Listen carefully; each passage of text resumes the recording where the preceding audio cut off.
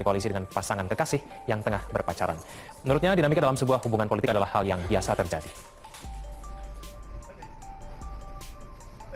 Kenapa saya katakan romantis? Karena sama dengan orang pacaran, semua mencari pasangan yang cocok.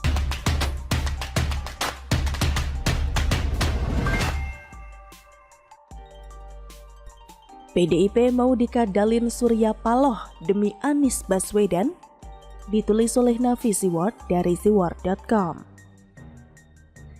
Sebelumnya, penulis pernah membahas lengkap tentang politik kotor JK kepada PDIP dan Prabowo demi Anies Baswedan dalam tulisan Politik Kotor JK ke Prabowo dan PDIP demi Anies.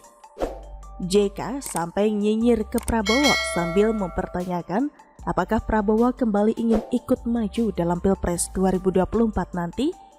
Pak Prabowo kan yang sudah 3 kali ikut pemilu, Pilpres, tapi belum berhasil. Apakah mau 4 kali? Itu pertanyaan juga, kata JK dalam sebuah wawancara.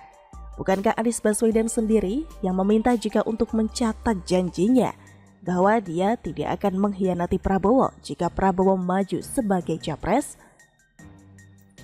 Dan setelah Prabowo memastikan dirinya maju sebagai capres tahun 2024, Anies termakan ucapannya sendiri saat ini. Jadi sudah paham bukan kenapa JK nyinyir terhadap Prabowo? Apakah JK takut jika Prabowo maju capres, maka Anies akan jadi apes termakan ucapannya sendiri? Saat itu, selain nyinyir ke Prabowo, JK juga berlagak bak pahlawan kesiangan dengan mengatakan duet Anies Puan sebagai pemersatu bangsa. Sudahlah JK.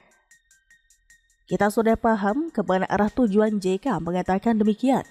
JK sengaja mengusulkan demikian agar Anies dapat tiket capres dari PDIP. Jadi sudah kelihatan bukan bagaimana liciknya politik JK dengan dalih duet pemersatu bangsa? Dan sekarang Surya Paloh juga melakukan politik yang sama dengan JK. Kemarin Nasdem buka peluang usung Anies Puan dalam Pilpres 2024 nanti. Ujung-ujungnya Anies yang untung jika PDIP mau dikadalin oleh Nasdem. Logika sajalah. PDIP adalah partai pemenang pemilu 2 kali pada tahun 2014 dan 2019. Dan PDIP merupakan satu-satunya partai yang bisa mengusung capres dan cawapres sendiri pada tahun 2024 nanti tanpa harus koalisi. Apakah pantas Nasdem yang suaranya jauh di bawah PDIP malah mengusulkan duet Anies Puan sebagai capres dan cawapres tahun 2024 nanti? Kenapa Anies yang harus jadi capres dan Puan yang jadi cawapresnya? Apapun usulan Nasdem, baik duet Anies Puan atau Puan Anies itu sama saja, karena ujungnya tetap menguntungkan Anies yang sudah pasti dapat tiket gratis dari PDIP. Apakah PDIP mau dikadalin seperti itu oleh Nasdem? Kita juga mempertanyakan kenapa Nasdem tidak mengusulkan kadernya sendiri sebagai capres. Percuma punya partai, tapi yang diusulkan malah nama orang lain sebagai capres. Tidak usah berdalih demi bangsa.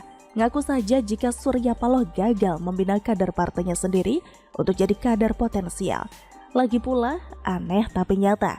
Surya Paloh, Ketum Nasdem, pernah keluar-keluar di media Indonesia miliknya untuk tinggalkan politik identitas tahun 2024, tapi malah mau usung Anies Baswedan yang dapat julukan Bapak Politik Identitas. Lagian apa sih yang diharapkan dari seorang Anies Baswedan yang memiliki visi politik rasisme sehingga pantas diusung jadi capres atau cawapres? Sudah cukup rakyat Jakarta saja yang merasakan manisnya mulut Anies saat kampanye, tetapi harus menelan pil pahit setelah Anies berkuasa. Sudah cukup Jakarta yang hancur, jangan sampai Indonesia. Sudah paham bukan apa dan siapa sebenarnya Surya Paloh? Wassalam, Nafisi Ward. Bagaimana menurut Anda?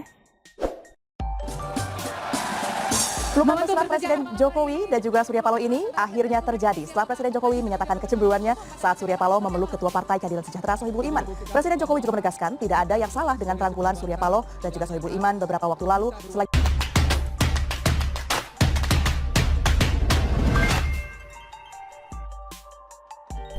Surya Paloh ketemu Jokowi, mau pamit secara politik dan usung Anies, ditulis oleh Syardi dari siward.com. Kemarin sore, Ketua Umum Nasdem Surya Paloh datang menemui Jokowi di Istana Kepresidenan. Pertemuan berlangsung kurang lebih 1,5 jam.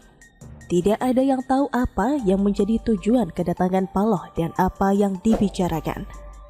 Tapi ada selentingan kabar yang menyebutkan bahwa Surya Paloh menemui Jokowi untuk buat pamitan secara politik.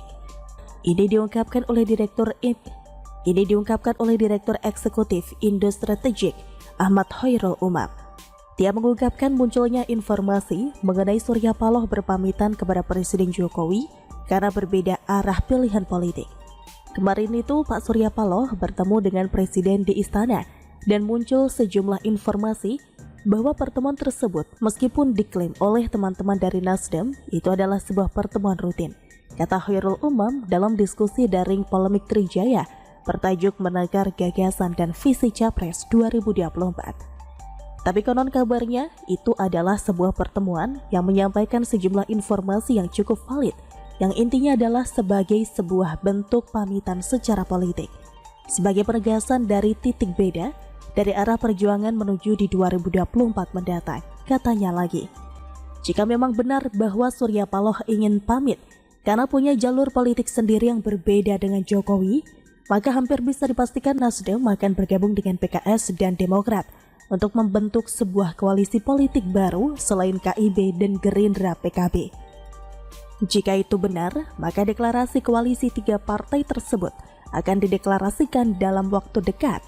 Sebenarnya sinyal ini sudah terlihat ketika Nasdem intens berkomunikasi secara politik dengan PKS dan Demokrat. PKS kita tahu partai ini seperti apa dan punya agenda apa. Langkah politiknya terlalu melenceng. Nasdem di sisi lain malah mau bergabung dengan PKS, maka bisa dipastikan akan satu frekuensi dan berbeda arah pilihan politik dengan pemerintah. Makanya tidak salah kalau ada yang menyebut Surya Paloh ingin pamit baik-baik dan meminta izin untuk jalan sendiri. Selain pertemuan antara Surya Paloh dan Jokowi, isu reshuffle kabinet juga mencuat. Pasalnya masih ada pos menteri yang kosong, yaitu Menteri Pendayagunaan Aparatur Negara dan Reformasi atau PAN-RB yang ditinggalkan almarhum Cahyokumolo.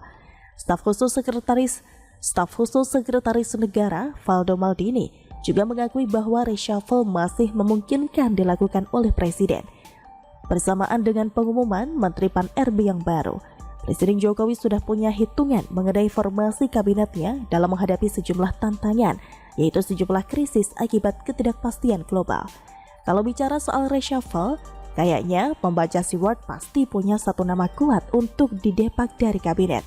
Dan kalau Nasdem memang benar mau pamit, maka tidak ada ruginya jika Jokowi mengganti